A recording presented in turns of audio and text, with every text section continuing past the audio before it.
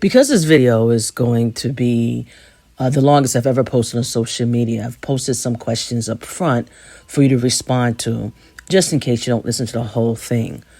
I originally started this video a week ago, then lost it.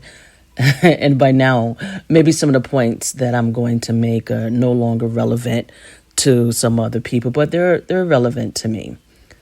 Given the questions that you've read so far, you probably have assumed what this video is about. And unless, one has been living under a rock and doesn't have access to media, radio, television, internet, then you know what has been in the news a lot lately, especially in the entertainment world.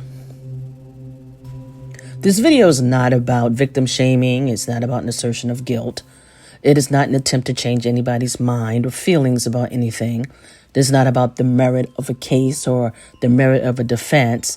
And it's not a values or kink judgment at all.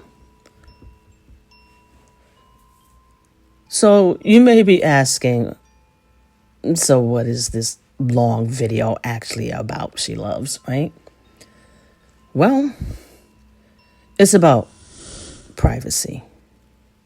And it's about privacy, power, and the right to have a private life without fear that'll be used against you when things go wrong. Sean Combs, Diddy, is accused by the government of leading a criminal organization, Combs Enterprises, which allegedly has engaged in various illegal activities such as sex trafficking, forced labor, kidnapping, bribery, arson, the obstruction of justice, and a few other things, all of which he has pleaded not guilty to. And like many people since his arrest last year, I was looking forward to watching this trial, but of course, there are no cameras allowed in federal court. But so I was looking forward to hearing about this trial. That is until I heard about this trial.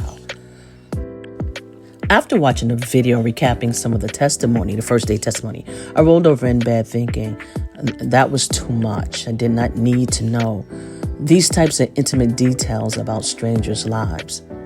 The kind of things that, if it were me, I wouldn't want broadcast to the world. Let me be clear. I am not talking about guilt or innocence. There's a lot of information out there online. There are a lot of posts, there are a lot of videos, there are a lot of rooms like on Clubhouse. Some of them intentionally provocative, often reeking of misogynoir.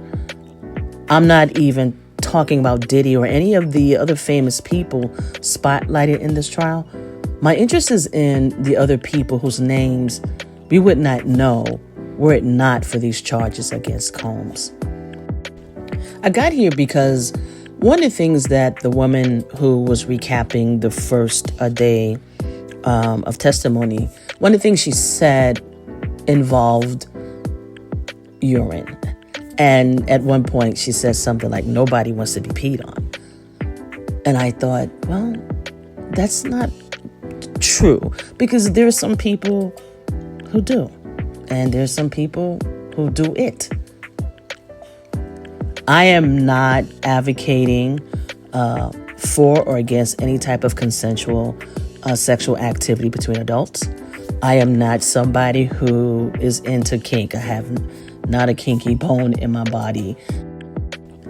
I'm aware of, however, how dangerous it is for especially those of us who are on the margins, women, lesbians, other queer folks, how dangerous it is to have our private lives of sexuality and our kinks so publicly scrutinized and weaponized.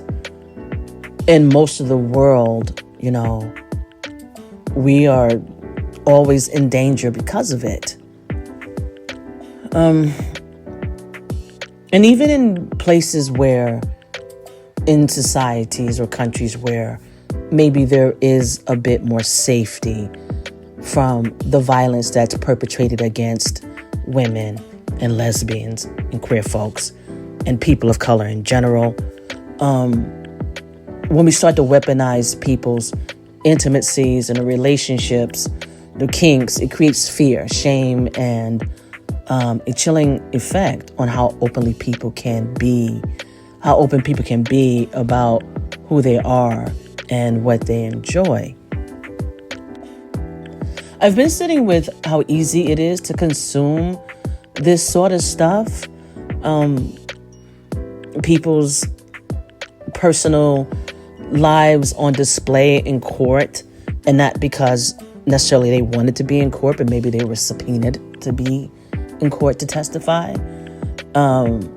It is easy for us to consume this stuff and search for headlines, to repeat it like gossip, and even to monetize it without thinking about what it means to have this part of one's self, not just your name, but,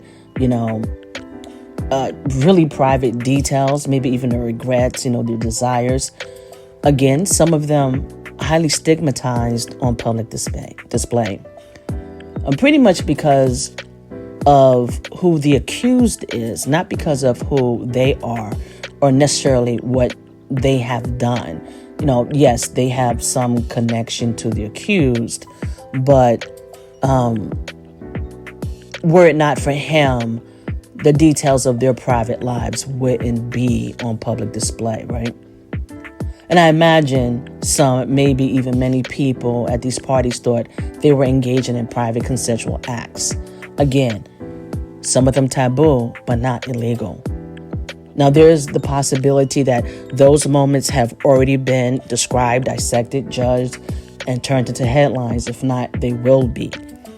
I haven't listened to anything since that first day of the trial, so I don't really know how much is out there. Like I said, I've scrolled past, some posts and videos and rooms that are open on Clubhouse, but I haven't clicked or anything, so I don't know how much has really been out there since that first day. But I do know that, some people probably just got caught up in someone else's story, and now many know or will know things about them that could impact their relationships, their families, their careers, to what degree they're welcomed in their house of worship, maybe their mental or even physical health. I know people will say, well, they shouldn't have been involved, but to me that misses the point, because these folks didn't sign up to be famous or infamous. They thought they were in private, and now they're part of a spectacle with global reach. And from the little I know, I'm sure a lot of what is being described is disturbing. Some of it's just human. It's complicated and messy, yes. Combs has been accused of some truly harmful and heinous things. And I don't want to take anything away from that. I support survivors. And I also believe that consent isn't just about mutually agreed upon practices and expectations. It's also about who gets to tell the story and how they tell the story, when and to whom they tell the story.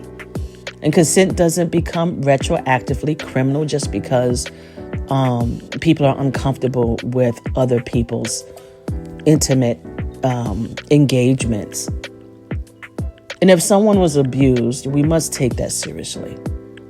But we also have to be clear about what we're actually punishing, even if it's socially instead of legally.